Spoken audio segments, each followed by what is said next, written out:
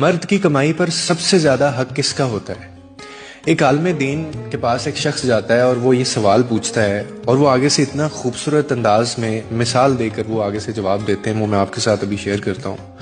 وہ آگے سے کہتے ہیں کہ اگر ایک مرد کے پاس اپنے گھر والوں کو کھلانے کے لیے صرف ایک ہی وقت کا کھانا ہے نا، اور اس کے گھر میں اس وقت جو ہے وہ اس کی ماں بھی بھوکی ہے، اس کا باپ بھی بھوکا ہے، اس کی بہن بھی بھوکی ہے، اس کا بھائی بھی بھوکا ہے، اور اس کی بیٹی بھی بھوکی ہے، اور اس کا بیٹا بھی بھوکا ہے، یہ اس گھر میں موجود ہیں، لیکن ایک وقت کا کھانا ہے، تو وہ کس کو کھلائے؟ اور ساتھ میں اس کی بیوی بھی بھوکی ہے۔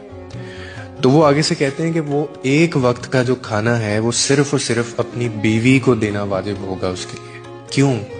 کیونکہ اس کھانے کے اوپر سب لوگوں کی نسبت جو ہے وہ بیوی کا حق زیادہ ہے، یعنی بیوی پر خرچ کرنا مرد کے لیے صدقہ بھی ہے، عبادت بھی ہے، رسپانسبلٹی بھی ہے، یہ تینوں چیزیں ہیں۔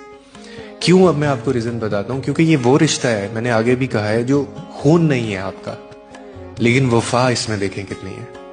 ماں، باپ، بھائی یا جو بہن ہوتے ہیں، یہ آپ کا اپنا خون ہے، مگر بیوی وہ رشتہ ہے جو تمہاری قسمت میں لکھ کر تمہارے نصیب سے تمہیں ملتی ہے، اور پھر وہ تمہاری ہر تھکن، ہر درد اور ہر پریشانی کو بانٹتی بھی ہے۔